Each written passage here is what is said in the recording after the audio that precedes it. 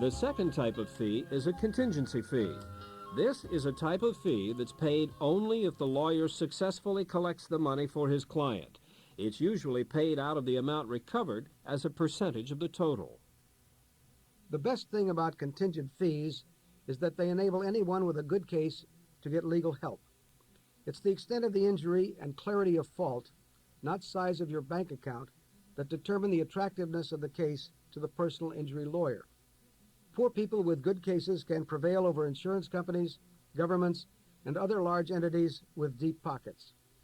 Contingency fees are typically used in automobile and other accident cases, workers' compensation, products liability suits, and medical malpractice cases. They may also be used in debt collection, libel, trademark, and certain breach of contract cases. Some cases, like medical malpractice and products liability, are difficult to win and can drag through the courts for years. At the other end of the spectrum are workers' compensation cases. The system varies by state, but normally medical expenses and lost wages for on-the-job injuries are much more likely to be collected. Contingent fees are always negotiable, although some states set maximum fees and judges must sometimes approve them. Your leverage in negotiating depends, of course, on the value of your case, which depends on how badly you're injured, whether another party's liability is clear, whether that party can pay, and how expensive the case would be to litigate. Keep in mind that some attorneys will expect you to pay a retainer, which is nothing more than an advance payment against estimated costs for future services rendered. Usually a lawyer will bill against his retainer at whatever hourly rate you've agreed on. Retainers are usually negotiable. Sometimes $1 paid in advance goes farther than one paid later. It depends on you, the lawyer, and the problem. If a lawyer asks what seems like an excessive retainer, it may mean that he isn't very interested in your business, or there are real problems in pursuing the matter effectively. Think twice before paying a retainer that you believe is too high. I've never heard of negotiating with an attorney about fees. Is this really practical? It certainly is. In fact, it usually pays to bargain a little bit about fees. Don't do so unless you're serious about hiring the lawyer if you can agree on price. If you found the counselor you want, don't hesitate to ask if it's possible to match a lower fee quoted by another attorney you've talked to. Be advised, however, that experienced lawyers know their fees and will rarely settle for less. Judge Wapner, I was injured in an accident and I can no longer work. I have no income for the time being, and I'd like to ask my attorney to loan me money for living expenses. Is this allowed? In most states, your lawyer is prohibited from lending you money for living expenses. Your lawyer may only lend you money to pay for the costs and expenses of the litigation.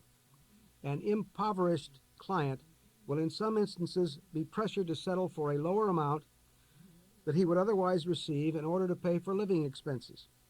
In order to avoid inadequate settlements, a few states have permitted a lawyer to loan a client money to cover living expenses during the course of litigation. I can't get my lawyer to talk to me. There never seems to be the time to tell me what's going on. Is there anything I can do about it? I'm not surprised to hear you say that. The most common complaints people have about their lawyers all involve poor communication. My lawyer doesn't return my calls. My lawyer doesn't keep me informed. My lawyer didn't explain. The delay, the fee, the document, and the list goes on and on. Make sure you set the ground rules early in your negotiations. Discuss with your lawyer how closely you want to be kept informed. Most people want to know where they stand at all times. Lawyers are increasingly being advised to send clients copies of every document pertaining to their cases and to send monthly status reports regardless of whether or not anything has happened. You may pay slightly more for copying and postage, but it's usually worth it. My cousin Tricia filed a lawsuit against a toy manufacturer whose product had injured her son.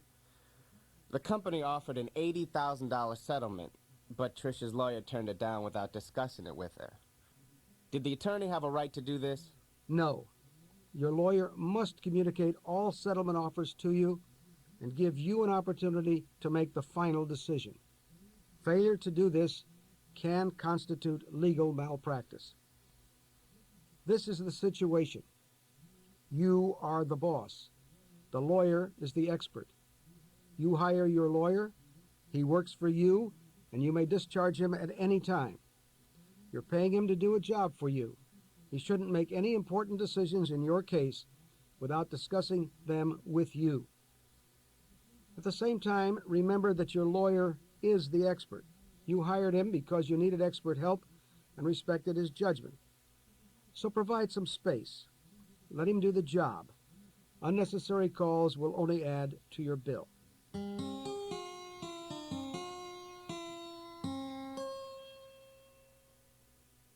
We all hope that when we choose an attorney, we're going to be happy with our choice, and any work that needs to be done will be handled effectively and successfully at a minimum cost and maximum payout. But it doesn't always happen that way. How do I know if my lawyer's doing the best possible job for me? That's a tough one. It can be difficult to know if your lawyer's handling your case properly. Basically, your lawyer should keep you up to date as to the status of your case, send you copies of important documents and correspondence, and keep you abreast of various dates and deadlines.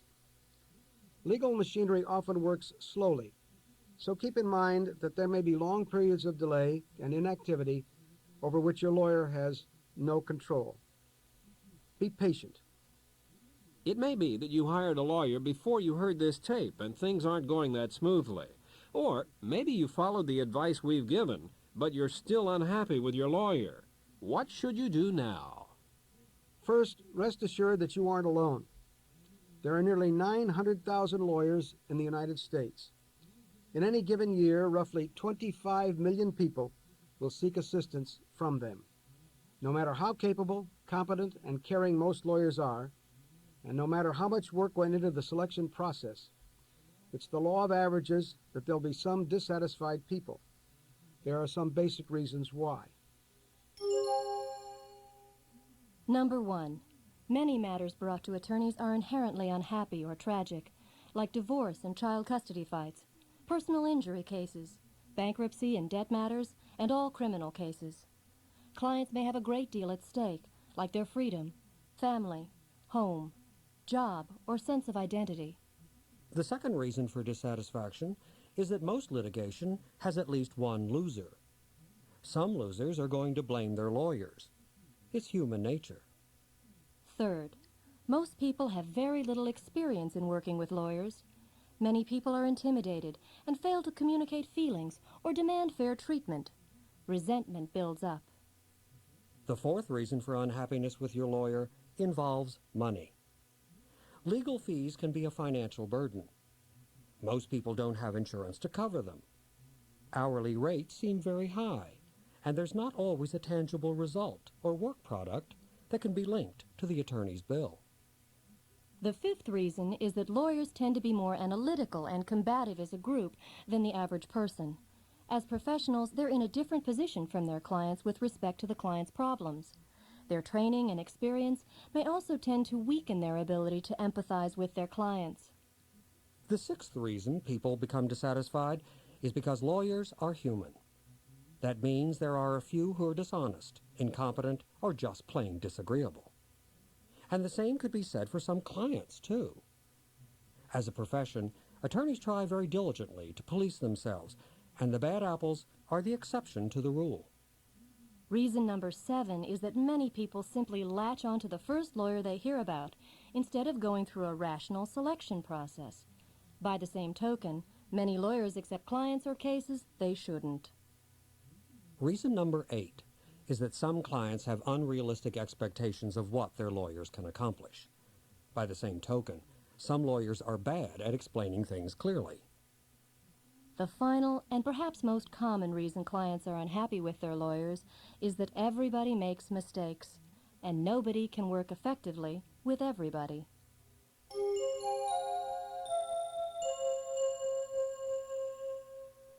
Unfortunately, it all comes back to communication. Too often, clients let the aggravation build up until an easily settled situation becomes a major problem. Your first step should always be to tell your lawyer that you aren't pleased and to explain why. I can't emphasize enough how important it is to make your position known to your lawyer sooner rather than later. Give him a chance to change whatever it is that you don't like. Let him explain why there's been a delay or why he can't do as you wish. Let him defend his bill. The lawyer-client relationship presupposes trust and close communication. You must be able to communicate freely and honestly. From the lawyer's point of view, it's very helpful for clients to say clearly what they want to accomplish and how they want their professional relationship to work. Each lawyer has his own preferred ways of handling clients and cases. Some lawyers and some clients just shouldn't work together.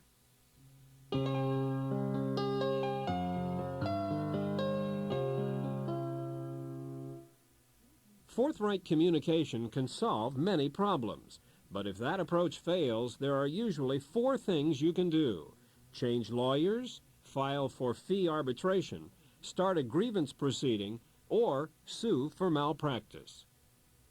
If you've done your best to tell your lawyer why you're dissatisfied, really listened to his explanation, or tried to work out your differences, and concluded that his representation can't be effective, then it's time to consider changing lawyers.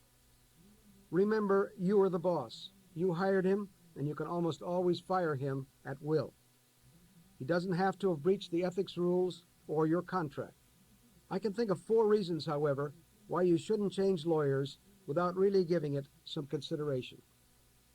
First, you'll have to pay for work already performed. In many states, a lawyer doesn't have to turn over your files to you or to another counselor until he's paid. If you've paid a retainer for work that hasn't been completed, you may have a fight to get a fair amount back. Second, you may have trouble getting another attorney. The smaller the community, the more respected your first lawyer, and the less clear your reasons for dismissing him, the more trouble you may have. This is why it's important to consult and hire your new attorney before dismissing the old. Rely on your new lawyer's advice about files and fees. If yours is a contingency fee case, your new lawyer will have to share the recovery with the previous one, based on work performed. This may also make it harder to find a second lawyer. The third reason not to change lawyers lightly is that you may end up paying more in total legal fees. To the extent work's duplicated because the second lawyer has to familiarize himself with the case, total fees are going to be higher. Naturally, many other factors come into play. If the new lawyer has lower rates or works more efficiently, you could end up paying less. If your new lawyer changes strategy and must file new papers or motions, fees could be significantly higher. Fourth, changing lawyers may delay your case. If things are at a critical stage and delay would be harmful, you may need to wait. If the problem in the first place is delay, changing lawyers may ultimately speed things up. But if the judge or opposing counsel feels a change will mean delay that might benefit you, your right to change attorneys may be conditioned on your new lawyer meeting some timetable, and this might increase your total costs.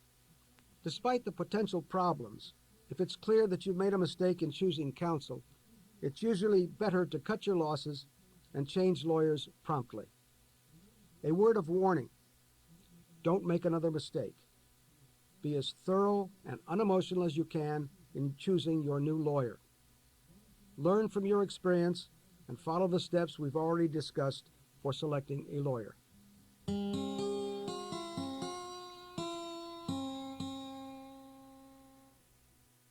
Most disputes over fees are caused by inadequate communication. Many can be solved by talking things over. Sometimes lawyers try to charge what the traffic will bear. Sometimes errors occur. Sometimes there are legitimate reasons why the lawyer's estimate turned out to be too low. You're entitled to a clear explanation of your lawyer's charges. Your written fee agreement is controlling, and the bills you receive should be consistent with that agreement. Fee arbitration is one common way of resolving fee disputes. Procedures vary from state to state, and arbitration won't always be possible. But most state and local bar associations have some sort of arbitration process available. In some places, lawyers are obliged to arbitrate a fee dispute if a client requests it. Many fee agreements call for arbitrating disputes that arise under the agreement. Arbitration may be binding, not binding, or binding only on the attorney. Disputes may be heard by one person or several, lawyers or laymen, or a combination, depending upon the locale. Regardless of the exact procedures used, arbitration is almost always desirable for serious fee disputes. Lawyers prefer it because it's simpler and quicker than litigation, and because suing one's former client is usually distasteful. Clients prefer arbitration because it's quicker and cheaper. Furthermore, the lawyer might have significant advantages in a court fight. It's worthwhile finding out as much as you can about the whole process, but arbitration is worth considering in any serious fee dispute. Usually your lawyer will tell you about the arbitration system available to you. You can also find out by calling your local or state bar association. In some places, you're permitted to be represented by a lawyer at arbitration, but it should seldom be necessary. Most systems are set up on the assumption that you'll appear for yourself, or pro se. Both the setting and the conduct of the hearing are informal. Bar association grievance procedures are the most misunderstood of the remedies available to dissatisfied clients. The grievance procedures are part of the state's disciplinary system for lawyers. Lawyer discipline is usually under the ultimate jurisdiction of the state Supreme Court, which may delegate authority to the Bar Association to investigate complaints and recommend punishments. These can range from private reprimands to disbarment. The system is concerned with violations of the lawyer's rules of professional conduct, not with routine fee or other disputes. Grievance procedures vary from place to place, but typically the grievance committee, upon receiving a complaint, will automatically ask a lawyer for an answer. After receiving the lawyer's explanation, many, if not most, complaints are dismissed. The others are investigated, in some places by staff counsel, in other places by volunteer committee members. After investigation, the committee decides whether to recommend punishment and what it should be. The lawyer under investigation has various procedural rights, usually including a public hearing and one or more appeals. The ultimate sanction is disbarment, which means that the attorney is deprived of the right to practice law. Most grievance proceedings involve fraud or willful misconduct. In most places, sanctions are levied in only the most outrageous cases. For the unhappy client, filing a grievance will seldom be the only action you should take. You probably wouldn't file a grievance without first having dismissed the lawyer, and a malpractice suit often flows from the same incident as the grievance. In summary, you should regard filing a grievance as a civic duty, like reporting a crime. It should be done to further justice, but not with any expectation of compensation. Not all mistakes which a lawyer makes are considered legal malpractice. In order to prove legal malpractice, you must demonstrate that you suffered damages, and you must also show that these damages are a result of your lawyer's actions or inactions. For example, let's say your lawyer fails to file a complaint on time, and then it's barred by state law. To win your case, you'd have to prove that you suffered harm and that you probably would have won the case if your lawyer filed it on time. Your lawyer probably carries malpractice insurance. It protects him from direct financial loss from his mistakes by defending him in suits brought by his clients and by paying claims the insurer or a court decides are valid. I have grounds for a malpractice claim against my attorney. Will I have a problem finding another attorney to represent me? Today, it's not very difficult to find a lawyer to represent you in a malpractice claim against another attorney. You'll need one because insurers don't pay claims routinely. Keep in mind that only 1/3 of all claims result in any payment at all to the former client. Finding a lawyer to sue another will be easier if, 1, the error is clear, 2, the financial harm you suffered is clear, and 3, you're in a metropolitan area where there are a lot of lawyers looking for business. It's easier to bring a malpractice case now than it used to be for a variety of reasons. The most important is that lawyers are more willing to sue fellow lawyers. There aren't many legal malpractice specialists, however. If you can't find one, Personal injury lawyers, particularly those who do medical malpractice cases, may be your best bet. They're familiar with trials, expert witnesses, and the cost involved in these sorts of cases. Your malpractice case may take a long time to settle. Your lawyer will probably take your case on a contingency basis, so you don't have to pay a fee unless there's a recovery. But there will be filing fees, deposition costs, and other expenses that your lawyer most likely will ask you to pay. Be sure that a written agreement spells out these costs at the time you draw up the agreement. Finally, we want to say something about client security funds established to protect the clients of dishonest attorneys. Malpractice insurance policies don't cover intentional fraud. If your lawyer just plain steals your money, his malpractice policy probably won't protect him or pay you. To protect clients of dishonest lawyers, most state bar associations have established client security funds. Standards for payment vary, as do the sources of the funds, but the trend is toward compensating victims of dishonest lawyers. If you think you might be eligible to make a claim, contact the bar association in the state where the lawyer practices. We've covered a lot of ground on this side. Now that you know how to choose and work with an attorney, the remainder of this program will deal with various specific areas of the law that you deal with every day. It's important to remember that the general information provided in this talk is not a substitute for legal advice from a lawyer. For specific advice based on your own individual circumstances, see the lawyer of your choice.